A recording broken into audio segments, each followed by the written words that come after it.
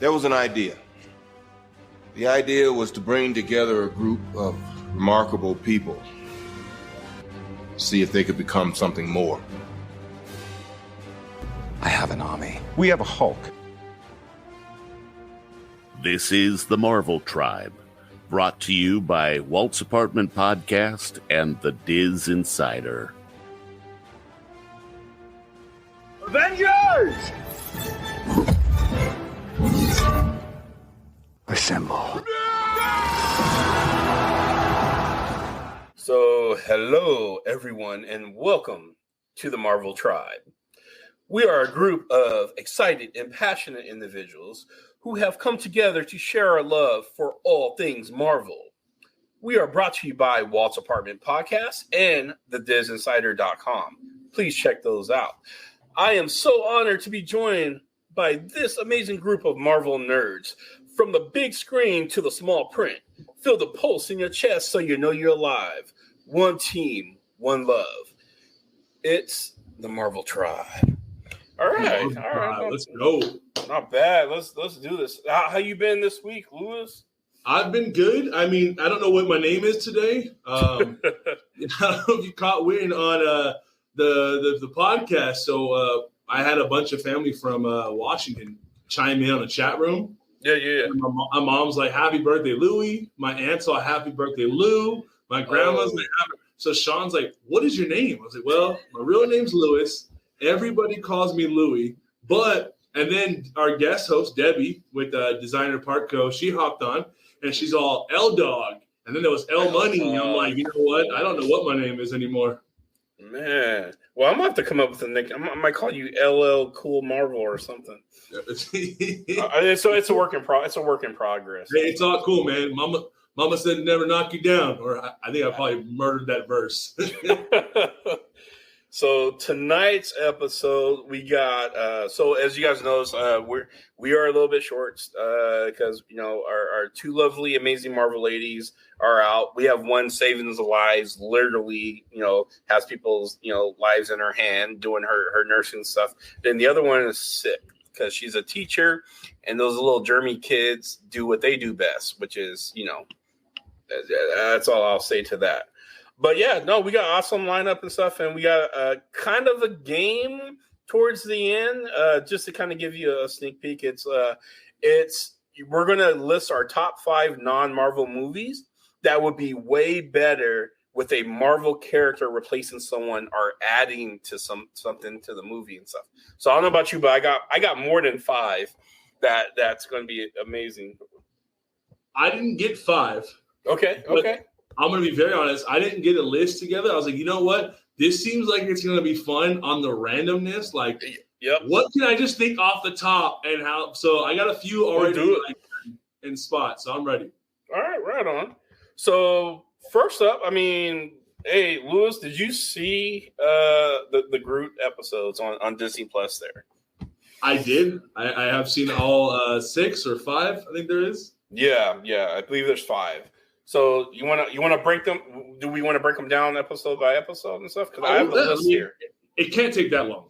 No, they're short. For those who haven't seen it, and also I'm going to let you guys know because they just came out. This is a spoiler alert. So if you're listening to us on the podcast, you might want to fast forward. I don't even know till when, but just fast forward until you stop hearing Groot. And you should have Disney Plus, so watch it. They're really short. You can watch them all under a half an hour of your time and stuff. So yeah, the first one we got up here was Groot's First Steps. So this is somewhere between the time of after the first Guardian with the end credit group, baby Groots and his little flower pot and stuff, and in between when teenager Groot, which was the next iteration of the Guardians and stuff. So yeah, I think we needed Drax in that episode. We really did. We needed him. Yes. Oh, I agree. So Baby Groot, that says in the synopsis here, Baby Groot is finally ready to try to take his first steps out of his pot, only to learn you have to walk before you can run. I'm not sure who writes these summaries and stuff, but that's kind of basically what that is. He was having robots on the ship kind of take care of them and water them and stuff like that. And I can't remember what actually triggered this, but he got replaced by another houseplant. Like they kind of discarded him off to the side or something. Or did he fall? So what happened in that episode? Like you see him go like so when Drax and him are like he's fucking with Drax. Oh, sorry. Mm-hmm. No, it's fine. Yeah, but when he's messing with Drax, you see him thin. Then they kind of like fast forward to what we see him without legs, and then his pot cracked. Yeah. So I'm curious if that's why they moved him. It was a bit odd to see them move him because so I'm assuming at this point they never knew Groot was alive. He's just a plant. Yeah. And then he gets replaced by like a space bonsai tree, which is kind of interesting. Yeah, no, I agree. I think the robots are dumb. They only serve one function, is to do whatever duties are programmed. So it looks like these are caretaker, plant life robots and stuff. And so when the vase cracked, they just like, let's go ahead and replace this real quick. No one will know, except for Groot knew. So yeah, it was a fun episode and stuff. He actually ended up breaking his pot more and breaking the bonsai tree and discovered he had legs himself. He didn't know it, and he decided to test those bad boys out and stuff. So yeah, and then he became the caretaker of the bonsai tree. Like the robots had, I got this now. So that was and it was a few minutes and stuff. I'm sure I don't know if we left anything. I mean, I think we kind of more than covered that. And stuff. I mean, we left the cheese puffs out. That's about it. Yeah. So then after we can talk about which one was our favorite. This next episode is called the Little Guy, as where Groot discovers a miniature civilization that believes that he's an enormous tree toddler, and he's they're going to war with him, and then they discover when he toots that he's a sort of a god that's there to kind of nourish them and stuff. It was interesting. I kind of thought they would go this route when we talked about it, like with ants or something like that, like him just messing around in the dirt or something in between where the Guardians are kind of parked or on break or doing something like that, and it kind of jives with that scenario and stuff. So what about you? What do you think? So me and a buddy of mine binge watched it, the whole 28 minutes or something like that. We pulled an all-nighter, and it was funny because we were watching him, and he's like, "Is it just me, or do I get like Gulliver Travel vibes?" And I was like, "So do I." And it was kind of cool. Like they just took Gulliver's Travels and just made a small little short film with Groot. I enjoyed it. The little creatures were cool. I guess the ending was a bit dark, but. I think the ending was in keeping with and this is the big difference between Gulliver's Travel. If Gulliver's Travel was a toddler, that movie would have been really hard to watch because toddlers do some they're miniature serial killers. If you're smaller than them, you're fair game to toddlers basically. So and then Groot, he kind of stuck to the true root of being a toddler and stuff. Was curious about what these things were until they started attacking him, and he started kind of fighting back until he couldn't, and he was curled up into a ball like he's being overwhelmed, and then he farted out a leaf, and that leaf was these little mini creatures' sustenance. And Groot saw that, and he's like, "Oh, let me go bring you some more leaves and stuff." And he went and found a whole bunch of leaves, ran over just like a toddler would, making a mess of everything, and accidentally squished the entire civilization and stuff.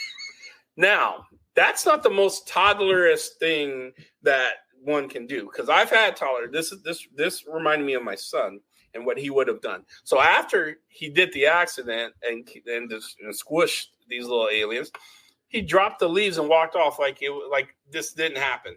It just, outside, out of mind. I'm moving on to the next thing. Yeah, he slid the rock back over. Like, they were never there. Nope. It didn't exist. So there's something cool for a second, but I might get in trouble for this. I'm gonna go ahead and undo what I can do and stuff. And then knowing it's a Disney, Marvel thing, they had to show one of them pop back up. So. Yeah. Giving the impression that maybe they weren't just squished, they're just buried in the dirt and stuff. But we know he massacred them. That's just. Oh, well, I mean, did you see that stick go when he threw the stick in there? It came flying at them. Absolutely. All right, so the next one, and they released all the little mini episodes and stuff here. So the next one's called. Quick note on that. Yeah. What I felt weird about when they released it, they didn't release it like when we saw WandaVision. You click WandaVision, you have episodes. You have Loki, you have episodes. Yes. This was weird. It was like you had to go to like suggested. Yep, 100%. In fact, I agree. Actually, let's take a minute and talk about that. I agree with you 100%. When I first went on to Disney Plus and I saw it, I didn't know what order I was supposed to watch things because it was not marked episode 1, 2, 3. They were just their own individual little mini episodes and stuff. And then you have them in your suggestions, and they weren't even in the proper order, so to speak, because once you're getting deep into a few of them, then you're not even sure which ones you watched. Like, did I watch Groot's first step? No, I think I did watch that. Like, if the title wasn't on the nose, you weren't quite sure which one, where you are and stuff. So that was confusing. And luckily, I'm stoked that I'm assuming I watched them in what they wanted to be chronological order. Yeah. Because obviously the season's finale to the short light, I don't know. Like, that was great. But I wish they would have done something like, I don't know, it's not Marvel, but it is Disney. Did you ever see Olaf Presents where he like retold the stories? Yes. Well, if you go to his little link, it has like all the episodes individually, and then it has like Olaf's on all of them in one package. Yeah. And I wish that it did that with this one, or just gave us one long little mini show of them back to back, almost like a throwback to the Mickey Mouse shorts. Oh, that would have been awesome. Yep, I agree. I mean, even when they did the Forky Ask a Question, they at least put that in order and stuff too. So you click on that, and then you got all the little mini episodes and stuff. Again, that's Pixar, Marvel, do things little. I don't know who controls what that presentation looks like on Disney Plus. If it was Marvel or if that was a Disney Plus thing. But yeah, it was just a little awkward, and it took some time. So some people could easily. I mean, I guarantee you at least several people went online to search and say how many actual episodes there are, just to make sure they weren't missing any and stuff, because it really was confusing and stuff. So, yeah. All right. So our next episode we got was Groot's Pursuit. This was where Groot investigates a spooky noise that's been haunting the Quadrant, which is the Guardian's ship. Which led to an intense dance-off, which, again, Groot. So this made me actually love Groot and be scared of Groot all at the same time, because he really is an attitude-y kind of. You understand Groot the teenager years a lot more because of this. So he's like, he's woken up by a strange noise and stuff, and there's this like blob transforming kind of thing that escaped and just kind of running around the ship. I thought it was going to be kind of a jump scare we're going to get. I'm like, ooh, okay, we're going a little dark here, but it wasn't that at all. But it turns out to be this blob that kind of transformed himself into another version of Mirror Groot. And they kind of had this kind of interesting kind of dance off and stuff. And Groot, I'm going to tell you now, Groot lost the dance off. The blob turned into a bigger version of himself and was teaching Groot a thing or two. And that's where Groot was like, yeah, I'm done with you. And hit the ejecto button like in Fast and the Furious and shot him out into space. So that was some pettiness on Groot. He can't take a loss. So I don't know what was your take on that, but yeah. So as soon as they started dancing, it reminded me of like so many different movies. It reminded me of like Zoolander. Yeah. But then it reminded me of a throwback to the first Guardians where Star-Lord's like, it's a dance-off, bro. And he's sitting there dancing. I'm like, okay, I'll give you that.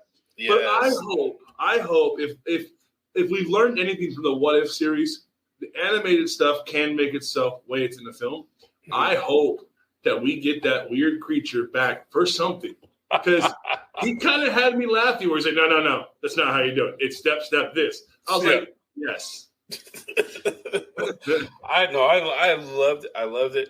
I mean, even if we got like a frozen version of it, it just hits their spaceship and they wipe it off with the window washer blades like Thor kind of did and stuff. So. Yeah, have it hit the windshield and have Groot just mad dog it, and then he hits the windshield wiper. Like, we don't need it. It's like, what was that? And he's like, no, I am Groot. I am Groot. What do you mean? Don't worry about it. It's like, I am Groot. Yes. That would be great. That would have been great. So Marvel, take that into consideration. 100%, absolutely. We know Marvel's listening and stuff. More so to take us down versus listening to our advice. Anyway, so the next one is Groot takes a bath. So the summary is everybody needs some alone time to relax and wash up, but things goes quite different when you're a when you're a toddler. His attempt at using bath toys, candles, and bath bombs ultimately leads to a leafy mess of epic proportion.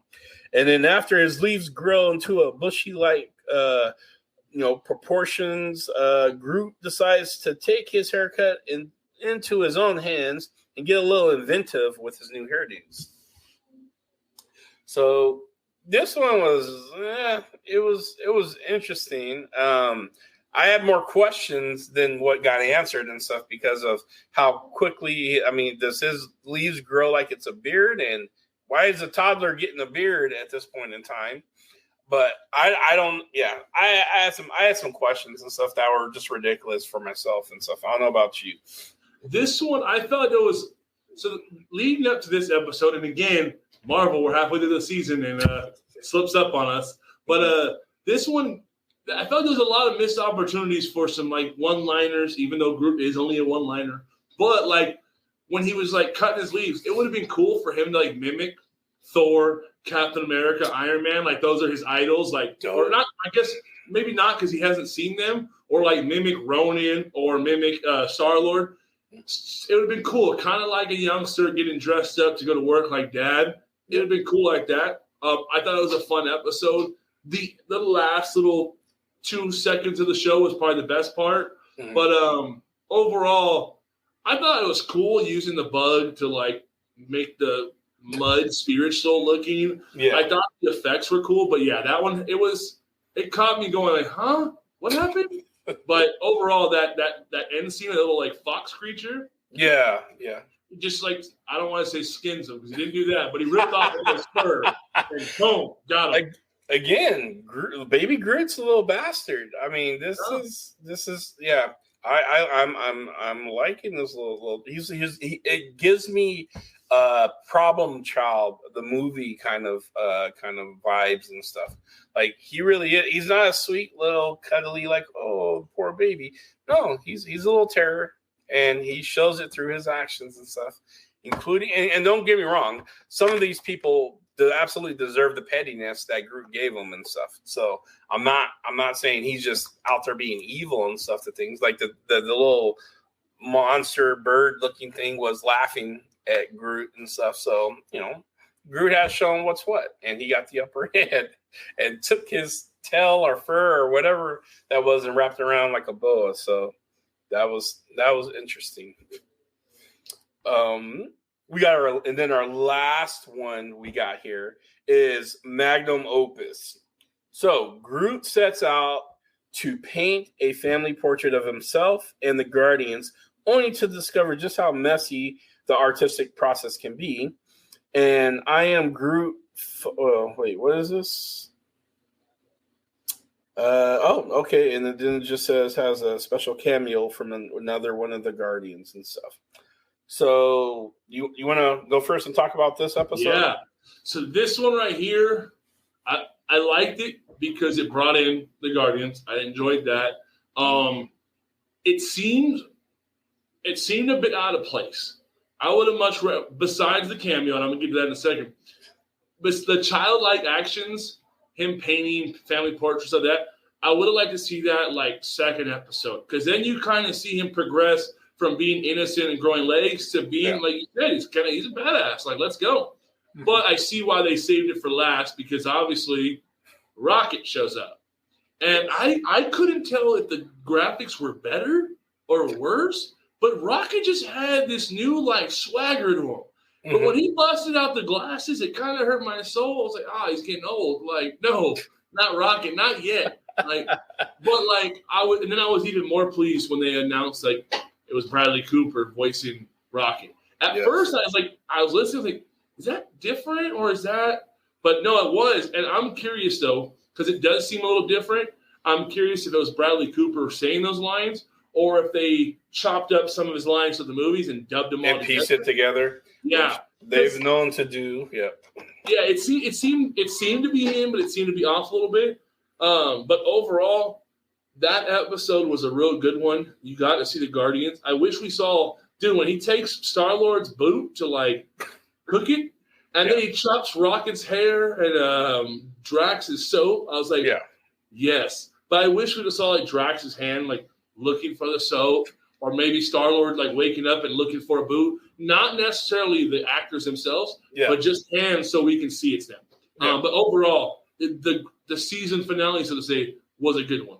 Yeah, I agree. And I wanted to say I thought there was going to be a very inappropriate drop the soap joke that we didn't get, which I'm glad. I'm not saying, but it was, you had to think that was a perfect setup and stuff. When the soap hit the floor, Jax was in the shower. I was like, wait a minute, y'all not about to do what I think, and they didn't. He skates off with a little sludgy soap and stuff like that, but it was about as risque of a joke as Disney can allow to happen and stuff. But I'm curious what the storyboard would have said, because I know some of those writers wrote an inappropriate joke at that moment. Yeah. So I mean, for me, it was a great. I'm curious though, like with Drax being as all scarred as he is, does he use a loofah or does he just go straight bar to skin because it suds up automatically? Yeah, actually, that would make sense and stuff. I wanted to see more cameos though. I really did, some type of cameos, because it just seemed a little bit out of place. There is one thing I hope Disney makes a toy of though. I mean, we're gonna get probably a gang of baby Groots, but there is that I forgot what they're called traditionally, but there's that alien hide, like the smaller dolls. Oh yeah. I mean, it's the one where he's looking for the water creature. Dude, that little thing, the alien like secret doll thing, I was like, that's a cool idea. Like, I hope they sell that because I'd buy one. Heck yeah, absolutely, I would. Yeah, I mean, I didn't see too many marketable like pieces in here besides obviously those like the other creatures, but that little thing was pretty cool. Yeah, no, I agree. All right, so let's move on to the next topic. So I actually did not get a chance to fully vet what this is for the Iron Man test kitchen. So they have it's the Marvel missions. Make Iron Man's favorite torta, and it's called a tonkatsu torta. I did not get the ingredients. I did not get to look it up, but apparently it's this is what Tony Stark loves. Is one of his favorite renditions of a torta and stuff. And there's a book with the ingredients and instructions to show you how you can do it. And I believe this is going to be at the test kitchen as well at the Disneyland park. But other than that, that's just some news that they put out there and stuff. So Marvel's mission, the test kitchen's tonkatsu, I think I'm saying that right, tonkatsu torta. So I'm a fan of tortas. I like they're Mexican inspired sandwiches or Mexican sandwiches and stuff, and they're delicious. I actually ate my first one like a year ago, actually 2021. And I've been in love with them ever since. I was like, oh my God, this is a new food discovery unlocked for me. So I'm definitely excited to see it in the parks, or even on the Disney Wish that has like the Marvel kitchen now. Yeah, I'm definitely excited to see it because I feel like as much as shawarma plays a big part in the adventures, well, not a big part, but it's a key pun line. Mm-hmm. I don't think the shawarma carts get enough credit in the parks because you hear shawarma and you're like, what is that? It's and you're kind of like, it's almost like I don't know the name. It's a gyro, whatever you call it. It's kind of like those where you're like, I don't know what it is, I don't want to try it unless someone actually just gives it to me. Yeah. So I think having those in the park might be a little bit cool, especially if they did those in the stands as well. Yeah. If you're looking on a business point, it could bring in a little bit more feedback. But I like all their dishes where they're like, they kind of feel like you're pulling something out of the films or out of the storyline. So you can get that, like, I'm eating what he eats. Yep. Absolutely. I agree with that sentiment 100%. So we got, next month, man, we got D23 coming up. And dude, man, I know we got a lot from San Diego Comic-Con. I mean, way more than I thought. So here's my thought process before we kind of really get into the halls and what they kind of got, what they're announcing that they got. I think Marvel has a tremendous amount of info and content and stuff to give us that they had to break it up. And so the fact that we got so much at San Diego Comic-Con, meaning I think Phase 6 is really going to be highlighted here. Like there's some things that there was not actually much that we didn't really get at San Diego Comic-Con that fed a lot of us Marvel nerds as soul. I mean, we got the Fantastic Four marquee and stuff. We got 2 Avenger films, which I don't know how they're going to do that in the same year, but that's what they slated and stuff. But then there's a bunch of holes. There's some gaps and stuff in 6. So, and I think 5 may also have a gap or 2.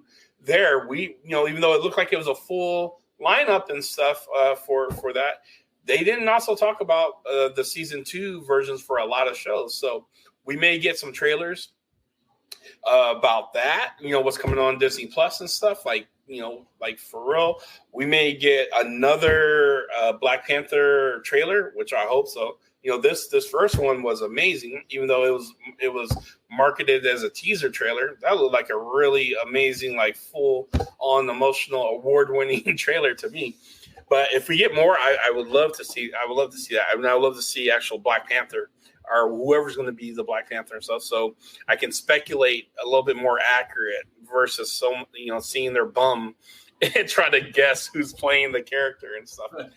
That's Wakanda's ass. Like, yeah, that's Wakanda's ass right there. For me, I feel I don't. Okay, so here we go. The whole like logical thing, like last time with splitting the event. I think we're gonna get a lot. I don't think we're gonna get as much as we're hoping. And the reason being is because Marvel and Star Wars are sharing the same stage in the same hall. I think at the same time.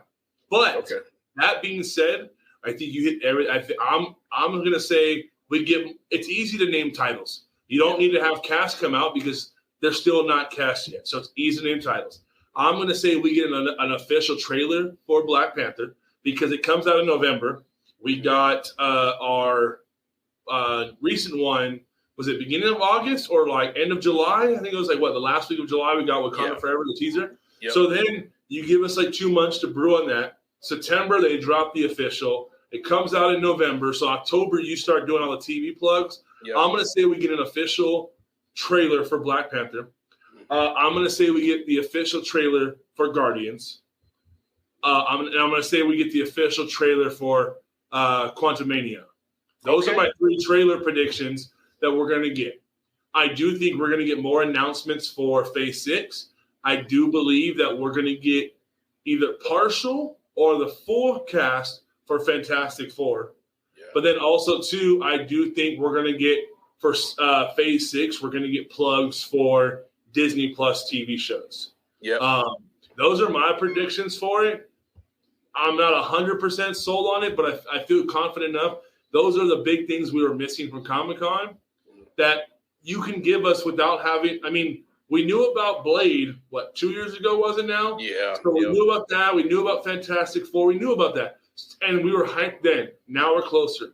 But I feel like Fantastic Four, you really got to drive something in solid because if we end this year with just that it's coming in a date, I don't think that's enough. You gave us that 2 years ago. Yep. They got to land a punch with that, and I'm thinking we get a cast lineup or – they just blow the crowd's mind, and John Krasinski is Krasinski, and then you leave it at that. I don't think so. I think if we're going to get the lineup, we're going to get all 4. Yep. I hope so. So I love your trailer prediction. So I have my own and stuff too. So I definitely think we're gonna get a fuller trailer for Black Panther 2. I mean, it makes sense to drop that. That's what's going to air on TV and everything else because it's it's right around the corner. I think we're gonna get a sneak peek of Blade 2 trailer or something of that in pre-production kind of something and stuff with that. I think Blade. What's that? Have they announced who's playing Blade? Yeah. Mahershala Ali. Oh, okay. I was going to say, they announced that. I would expect that. Yeah, Mahershala. I'm going to put some respect on his name. Mahershala Ali is playing Blade. And then I'm going to be honest. I think we're going to get a live introduction from Mr. Ryan Reynolds himself, Deadpool. Ooh. I bet this will be the time to announce another Deadpool movie and have Ryan Reynolds come out as Deadpool to disrupt the whole with Kevin Feige and give us the rating of what that, the official rating of what Blade, because here's what I see. I think this is what I'm going to predict. They're going to talk about Blade, maybe bring out Mahershala Ali in the Blade getup, maybe, and talk about we're going to make this rating. But it's not the only rated R Disney movie that that we're going to be bringing out, and then we see Mr. Reynolds come out, and that's just a fan fantasy there. But I think we're gonna get something about Deadpool as well. So because the only one we didn't see on the marquee up there. So I'm curious. Do you think Disney? I can see that Comic-Con, but do you think Disney has the push to sit there? So the way you announce it. We have this rated R movie, but we have one more. They show like the Deadpool logo pop up, but instead of Ryan Reynolds come out, Hugh Jackman walks out. Well, hold on. But instead of him being Wolverine, he's just there to introduce Ryan Reynolds that he's returning. Oh, that would be amazing. Yeah. It would be so much fun, but at the same time, I think some fans would be like, really? Like, they wouldn't see the dry humor in it. Like, guys, they're giving us what they give us in the movie. He's not in it. They just brought him to introduce Ryan Reynolds because we knew it'd be funny.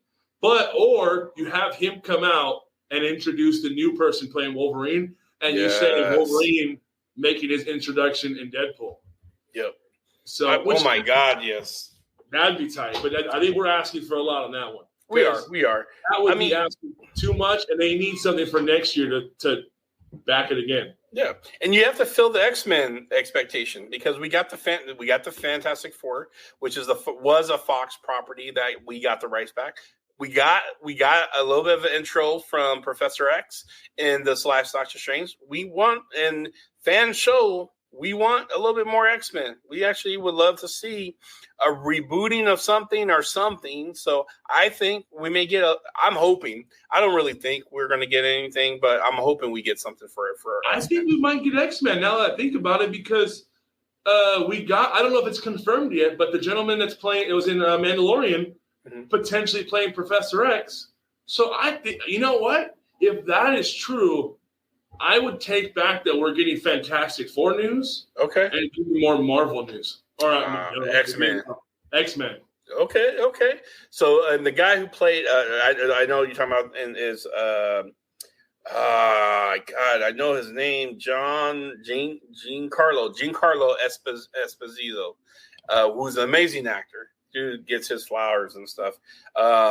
He's not the only Marvel guy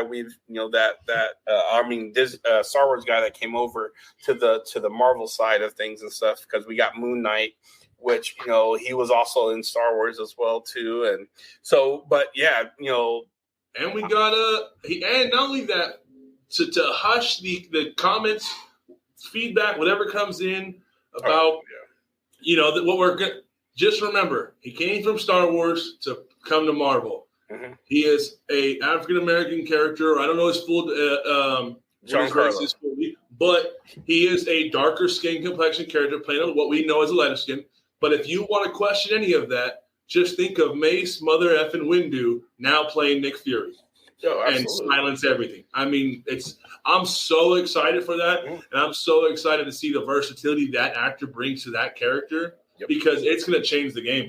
Absolutely. And that's actually a great point about Sam Jackson playing Nick Fury, because I was there when the internet was just heating up with I'm gonna call them soy boy trolls or whatever, that was just talking smack, like Marvel, why would they do this? Nick Fury is not the and then now today, fast forward today, you can't look at Nick Fury without thinking Sam Jackson, and all those trolls, they're silent, they're quiet. And it's not just us who see it. Marvel's seen it. Every introduction of a character that they did that may went against the quote unquote grain of the comic book heads and stuff doesn't last. So it may be a little bit of a trumped up fanfare, which is ridiculous at first, but it just it's cost of doing business, and they're gonna move forward anyway. And because they know people are gonna still buy the tickets. Who's not, you're gonna go see Professor X, and you're going to see Doctor Doom no matter who plays them and stuff, even if it's not in your idea. And people are going to constantly just go online, be a troll, because it's what gets the conversation going, or gets them going, or whatever they like to misery love company, and they're still going to pay the money to go see the Marvel thing. So it is what it is. Say it louder. I hear that. Another last thing that I think about D23. I'm horrible at names. Netflix's Punisher is coming back. Yes, John Berthlow or Berth. Man, I'm just as bad as you with names. We need Sam and Brianna here, but Bartenthal. I believe, something similar to that. I see them announcing that he's returning as Punisher. Oh my God, yes. I mean, there was 3 people I wanted to see come back from the Netflix series, and then they could recast the rest if they needed to. But I actually liked the guy who played Luke Cage. I love the Punisher. That was perfect casting. And the guy and Daredevil. Daredevil was perfect casting. I mean, I was like, dude, this works for me. I know he's dead. I do, and I understand that. Loki died 1.5 billion times. I like the villain in Punisher. Mm-hmm. Anvil, the guy that played. I like that actor. Like the American. I hope they bring him back, even though I'm pretty sure he died in the show. Yeah. But who knows? Maybe he went to the same island that Agent Coulson went to, got his brain refixed, and bring him back. It came back. Yeah, because he was such a good actor. Mm-hmm. Like, I think he was solid, and he could, especially now that we're going with this more with She-Hulk, Attorney at Law. We're going more with this like street level villainous and superheroes. He would be good, like coming into the court system. Like, well, if you want protection, we know a guy that has a private outfit, and he comes walking in just to cause some friction. Absolutely, dude. I'm there for it. I'm absolutely that would, dude. I can't wait. So I think we're gonna get some really big. I think we're gonna get some jaw droppers and stuff. They can't, they have to bring their A game. They're going to, because it's a Disney D23. It's all things Disney and stuff. And I think they're saving the best pieces of the news for this event. It wasn't. Even though we got some amazing stuff over at Comic-Con, that was just, I'm going to be honest, I think that was more of a, hey, DC, what y'all doing kind of thing. And they won that competition because, even, and I'm going to talk about DC for a quick second and stuff, because someone brought it up to my attention that even The Rock was throwing shade at DC, and they got Black Adam coming out because he's like, I would love to battle Superman, whoever he's going to be and stuff. And I was like, oh, snap, there you go. Because, Henry Cavill apparently is in talks with Marvel to do something. So, tough luck, DC, if we end up getting him and stuff, because you guys are, restructuring or got your thumbs up your whats and stuff. Quit trying to compete with Marvel. Be your own thing. I will say, though, and I got to, set the tone straight. All right. I'm excited to see Black Adam, even though it's DC. I am too. I'm saying that more so because the last 2 weeks on the podcast, I have ripped the Dwayne "The Rock" the Johnson each week. Last week, I just burnt Maui. And yesterday, real quick, we talked about live action Lilo and Stitch. Yeah. Around to me, and I was like, absolutely not. I don't need Dwayne The Rock Johnson singing Lilo and Stitch songs for another year. And everyone's like, you hate The Rock. I don't hate The Rock. But he needs to let him grow a little bit more. Bring him back to the house. But yeah, I'm excited for Black Adam. It looks very good. My son is confused because he watched the Shazam trailer. Yeah. And then Black Adam. He's like, wait, what happened? I was like, these are two different movies. Don't worry. He said, but they're wearing the same sign. I was like, I get it. Give it some time. I was like, I have no knowledge in DC, so I have no idea if they're the same or if maybe it was cheaper in the comic times to do costumes the same. I don't know. But I'm excited to see that film. Oh, heck yeah. So D23 is gonna be exciting. It's in the second week of September, and we'll report here on the Marvel Tribe what we see, what we hear about and stuff. There are some live feeds for those who can't go. You're not going to get the big stuff on the live feed. You'll get it afterwards. But they got some live stuff that's open to the general public and stuff. So it should be fun. Can't wait for that to happen. But that'll be in September, and by that time we would have She-Hulk already, and we get to talk about that, whether we like it or it's meh. And we'll tell you our honest opinion. There's four of us here and sometimes some special guests, and we don't really hide things. If it's meant to us, we're going to tell you. That's just kind of how we roll. So with that said, I want to talk about Predator. So a lot of people don't realize that Predator is a Marvel product. They do their comic books. In fact, there's a new Predator comic book that is out now, kind of in conjunction with the Predator movie that's on another Disney-owned property on Hulu that was called Prey. Did you see this movie yet? I have not. I didn't have much interest in it at first until more recently, now that there's stuff out about it. Yeah. And it's definitely caught my interest. And the reason I didn't have interest to begin with was I was like, I love Predator. I thought it was great. Don't do this to me. But I've heard the reviews on it. I've seen pieces of it. And I'm like, all right, I can get into this one. So I have not started watching it yet. But my goal is this weekend to get deep into it. Well, I'll give you a non-spoiler review and stuff.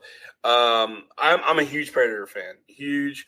The first Predator with Arnold Schwarzenegger and Carl Weathers and stuff. I mean, that was a bromance, male testosterone gift to us G.I. Joe young boy fans and stuff.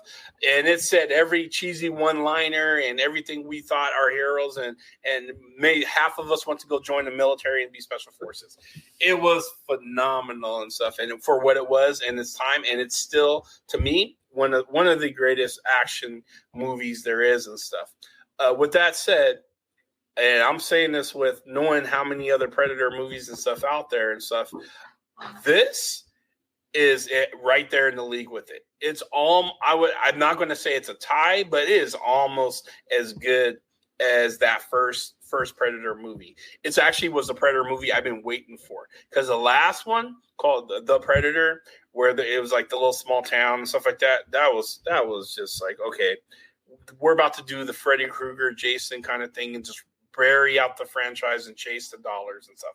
But this one, I really think they're going to reboot and revitalize the Predator franchise and stuff, because it was watching the Comanche warriors do what they're doing stuff and showing, first of all, this movie, I'm not going to spoil anything. I lost a little bit more respect for the Predators and stuff. At first, I was like, yeah, man, the Predators, they're bad warriors. They're hunting and stuff like that. This movie kind of made me realize something that was there all along. It existed throughout all of the Predator franchise movies and stuff. The Predators are like those dentists that go to the African safari and hunt big game. They're technologically advanced. They're looking for the biggest game for trophies and stuff. And some of them, like, you don't feel bad when the dentist get killed by the lion he was hunting for, a safari and stuff. It's like, that's kind of what you get. So I got that kind of vibe and that energy where I didn't get that in the other Predator movies. And it's very much true across the board, because they do cheat.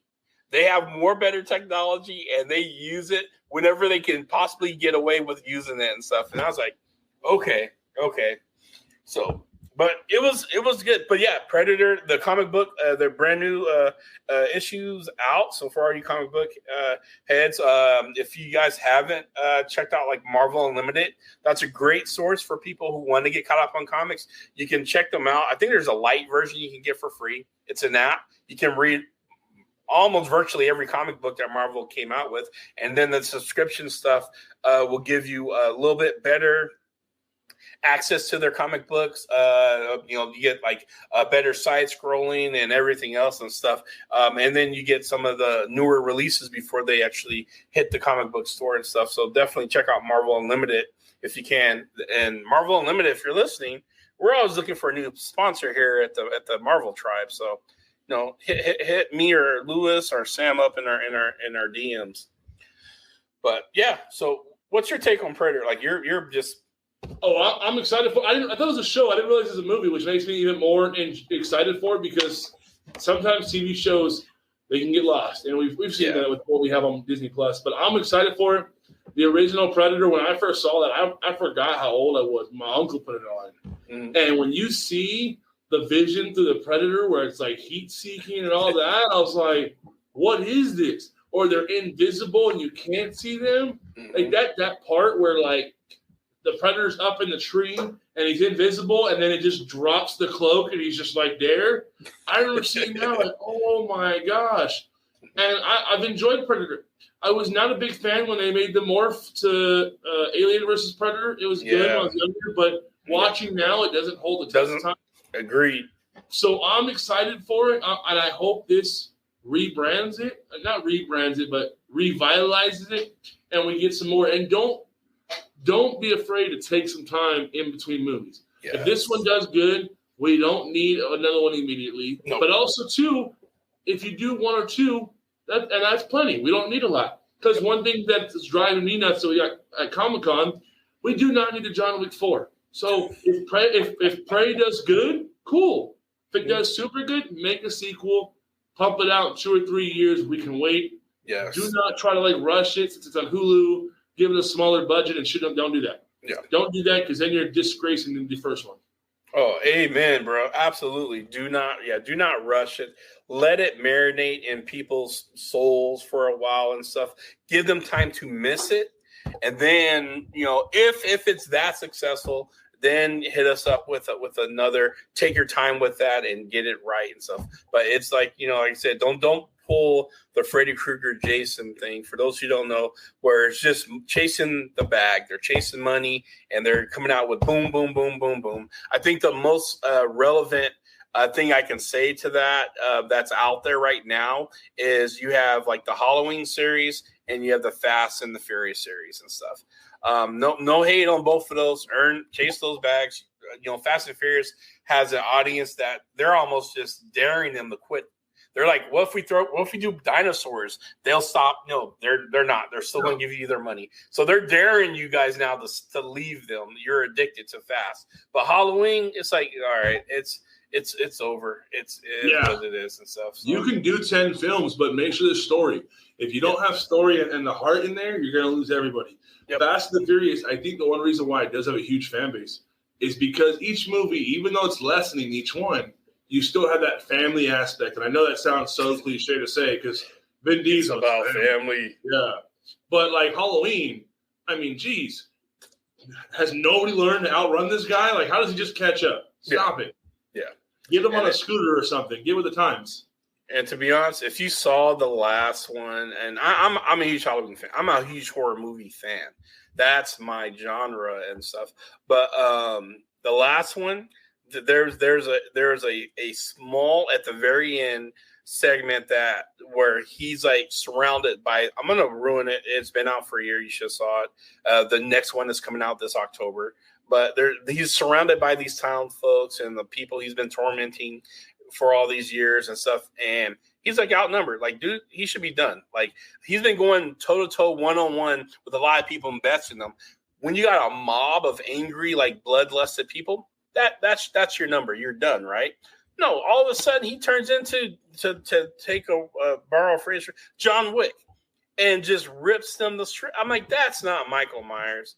And it was cool to watch. I'm like, okay, that's interesting, but that is not him. That's not brand for Michael Myers and stuff. So it's like, because doesn't he only kills like there's specific people. Like he's not doing it for frenzy. Like it's only like getting his way to who he's after, or who he's after. He doesn't just kill for fun, even though it seems like that nowadays. Yeah, he's tracking down a particular individual, and if you're in his way or you kind of cross his path, you're done. That's just kind of how his lore works, and and he takes his time. He stalks people, everything else. But that scene right there ruined the experience for me because I'm like, okay, are we getting a Jason Bourne, John Wick now version of Mike Myers? Like he really went to toe with all this entire mob. I'm like, it would have been a better ending if the mob just finished them off there and burnt them or did whatever, took their head off. I would have forgiven any horrendous act that this mob would have did to Jason to Mike Myers because he deserved it. But end with that. Don't end with like, oh, okay, I'm about to activate this new level you've never seen of me before. But we're getting off topic. My bad and stuff.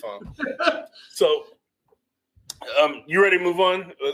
Because we can do the game part. So that's this is the game segment, and so Louis is going to do some of this on the fly. But I wrote a list, so I'm gonna pull up my list. So we are actually so how the game goes, just to kind of remind you guys, you're gonna go with your top 5 or a little bit more non-Marvel movies. So these are regular movies, Encino Man, 16 Candles, whatever movie it is. It's not a Marvel movie that would be way better with an actual Marvel character, not the actor, the character, in either replacing someone in that movie or being an addition to that movie.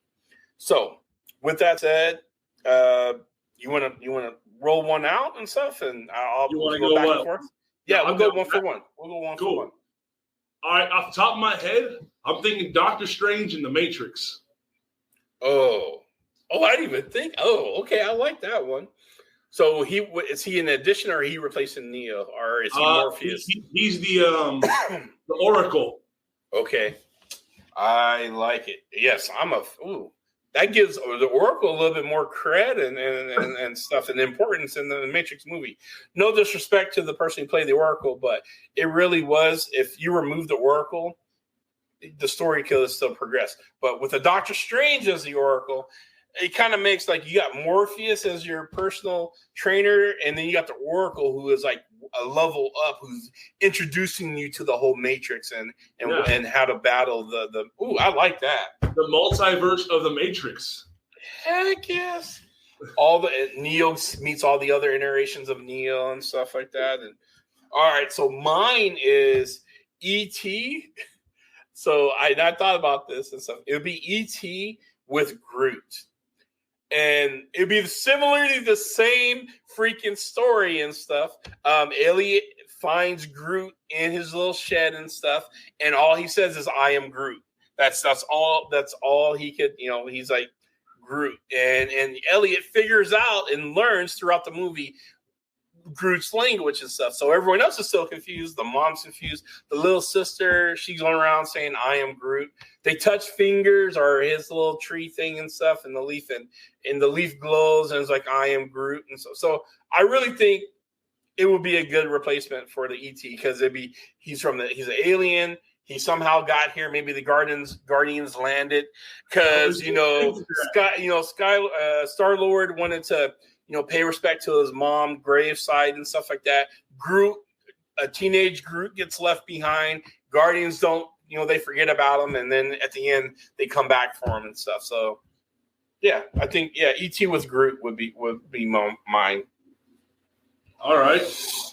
Off the top, I'm thinking, it's Ant-Man. Okay. And the Italian Job. Scott Lang. Ooh. Yeah, Master Thief. Heck yeah. So is he an addition, or is he replacing a character in it?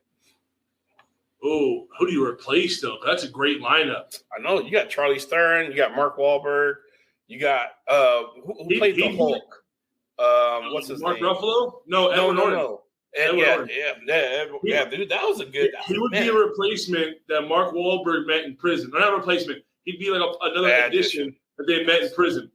Okay, I like it. Heck yeah, Ant-Man, Scott Lang, and the Italian. Okay, I like that one. That was pretty cool. All right, so here's my number 2 pick: Roadhouse with Thor. So here's why the very famous old school Patrick Swayze Roadhouse, and it would take place like Thor, how Thor is Mr. Party Boy or goes his own way, gets in trouble, and this is old school Thor, gets in trouble with Daryl Dad Odin. Odin doesn't curse him and put a curse on Mjolnir, his hammer or anything. He just sends him, he banishes him to Earth to get a job, to meet with the common folks, and just to kind of have some respect and some humility for the privileges and the luckiness that he has. So that's why Dad sends him down there. He's still super strong. He's still 1,000+ years old.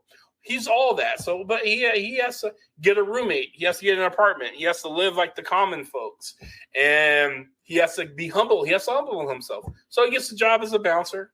Maybe he's at the Roadhouse, the famous Roadhouse. He's throwing back some beers, blah blah blah. And then there's some guy who slaps some girl's butt, and and Thor doesn't like it, and he ends up mopping the floor with him. He gets his job. Boom. And I also I don't know if you saw this, but they did this little mini series of Thor with a roommate and stuff like that. I would carry that on too and stuff. So yeah, Roadhouse with Thor, I think would be epic. That's my take on that.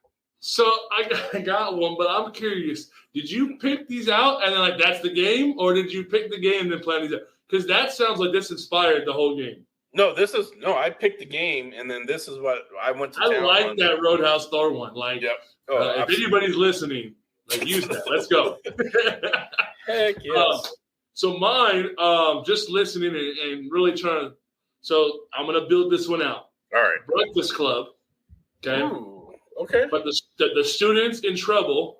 You got Shuri, Peter Parker, Ned, Kamala, and Bruno. But I'm going to add Bender. Bender's character is going to be played by Loki, who just keeps repeating school and can't age out. And the principal is Nick Fury. Love it. Oh my God. Oh, hell yes. Where Loki can't leave anyway because he's just in a loop. Yeah. And so each detention he's stuck with a new fresh of classmen. A new crop of people. Heck yes. Dude, I love that. I think that, I would definitely go see that. That's definitely a go to the theater enjoyment roller coaster ride and stuff, especially with Nick Fury as the detention principal guy and stuff. Love it. And then instead of them getting high, they're in the library messing around with PIM particles. Yes.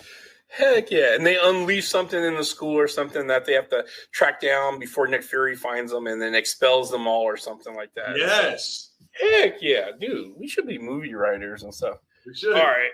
So here's my next one and stuff. I have Trading Places, the famous Eddie Murphy and not Bill Murray, Dan Aykroyd film.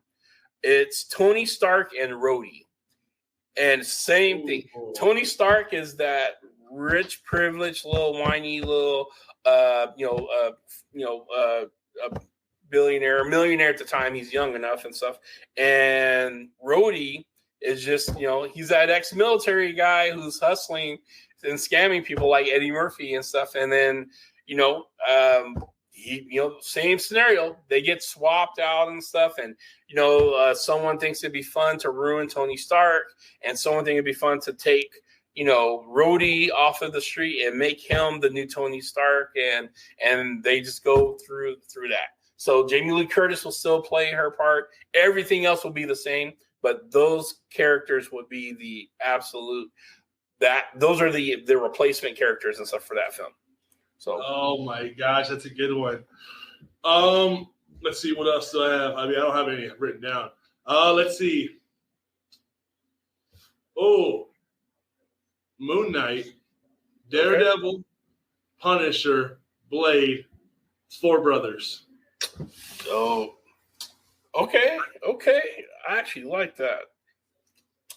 Okay. But like a teenager version where like almost like Moon Knight has all his different personalities, but with the mature level of Steven. Not fully Mark. Like we'll get Mark and Jake in there, but almost like, you know what? Scratch the other three. Moon Knight, 4 brothers battling his brothers that is just him. Oh, okay. Okay, I would, yes, absolutely would go. Oh, damn. He's messing with that DID, talking to his brothers about who killed his mom. Yep. And which makes sense because his mom, we just learned, is the reason why he has those different personalities. Yep. And now he's trying to figure it out, and he's battling them, trying to figure it out. I love it. Heck yeah, dude, that's season 2 right there. Just do a retro version of Moon Knight and stuff. And that, dude, hell yeah. Okay, I like that one. That is good.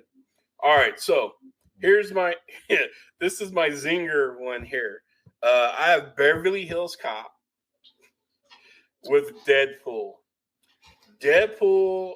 No more. That's beautiful. I'm just kidding. Go ahead. Is Axel Foley in the very much sarcastic break the fourth wall way, and he comes to Beverly Hills and he is doing some of the same shenanigans, but with the Deadpool spin, trying to be the good cop. He has a boss that is on his butt. He's from Detroit and stuff. But yeah, this is Deadpool, and he gets his results. You know, but he's trying to solve. You know, it's just the same thing. I don't even think we need to change the premise of Beverly Hills Cop. Someone killed Deadpool's friend. It could be the dude from the bar. In the apartment back in Detroit, and it leads him to Beverly Hills, where he pretends to be a cop there, but he gets in the mischiefs and gets arrested all the time, and he has the Taggart and Hobbs or whatever the other 2 Beverly Hills cops that has to follow him. The banana in the tailpipe joke, all of it works. I love that one. I think Deadpool as a Beverly Hills cop would be kick-ass. All right, so to top that, I should have wrote stuff down.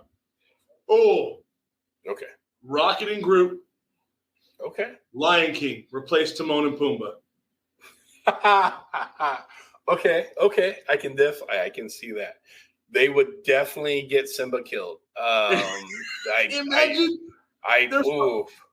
they're fighting Scar and the ship's just right there. Yeah. Like, say something. We dare you. Oh, absolutely. They would dispatch Scar, and I think Rocket might have a soft spot for the hyenas and stuff because, you know, they're fur buddies. But he definitely would enslave them, put a collar on them and stuff like that. So I like it. I'm just picturing Rocket telling Simba, "You see that bird? I needed that bird." Pouncing Zazu, like, why'd you kill him? Like, I didn't really need him. I was just seeing if you do it. Oh yeah. And Groot having a crush on Nala, Simba's girl and stuff, and so he's in competition with the future queen of the Pride and stuff. So that would be hilarious. I would love to see something like that. Yeah. All right, so I have 3 more that I've written out. So I'm gonna say 2 of them, and then I'll save the last one for last. But I have on your Scott Lang one. Ant-Man. I have Honey, I Shrunk the Kids. He plays the dad, and it has the technology and stuff like that. Ant-Man. He the kids are messing around with his little Pym shrink ray and stuff, and shrinks themselves and gets tossed in the backyard. And so he has to, create a suit and shrink himself to find his children. So it's a little different. He goes small, and he befriends ants, and I think it would be a kind of fun adventure, and it focus more on him small with the kids small, and they're trying to find each other in this gigantic backyard with more obstacles and more danger. So that's my thing with Ant-Man right there, Scott Lang. All right. I got Korg and Thor, Wayne's World. Running their own TV in the basement series and stuff. So it'd be like yelling at video gamers and all that. Absolutely. They take callers. It's like a live podcast or to update it and stuff. And Thor finds himself talking shit to underage people every once in a while and stuff. Yep. Yeah. Ooh, I like it. Absolutely. Taika Waititi singing Bohemian Rhapsody. Yes, they're in the car, smoke filled with who knows what. I'm just saying, and they're rocking out to Bohemian. Yes, absolutely. I'm there for Guardian lettuce. I'm there for that. All right, so I know we said 5, but I'll knock out my other 2 here. So I have Saw with Loki. Oh, so Loki is and I'm talking like the Loki. I'm trying to take over the world kind of thing, but now I just want to punish people because I can, and I'm going to create these elaborate traps that no one's going to get out of and stuff. And so he's the new Jigsaw. In fact, he traps Jigsaw himself and takes over. And it's just, Saw is his thing. And he takes these humans and he has fun with them like the little spinster devil god that he is. So, yeah. All right. Let's see.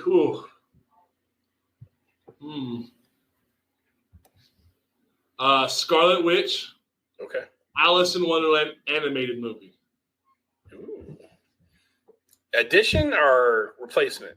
Replacing Alice. Replacing Alice. Okay. Almost like WandaVision, where she's built this reality, but instead of the town she builds this whole world kind of. Yeah, Wanda in Wonderland.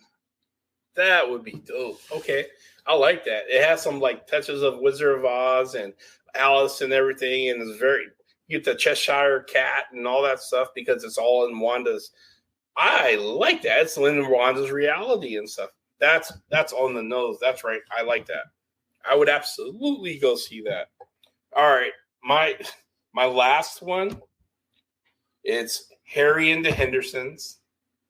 Love that film. Shot here in Oregon for all you fans who don't know. With Drax. So instead of Harry. John Lithgow and takes his family on a camping trip and hits the big Sasquatch.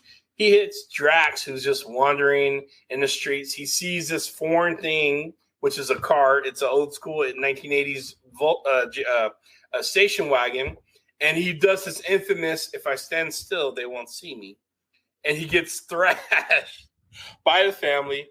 The family looks at him like, this thing, like is it dead? And dad's gonna pull out the rifle to shoot. I mean, just full on almost take for take from Harry and the Hendersons. And Drax, he gets taken to the home and he becomes the family pet, basically. Like he treats Mantis as an ugly pet and stuff.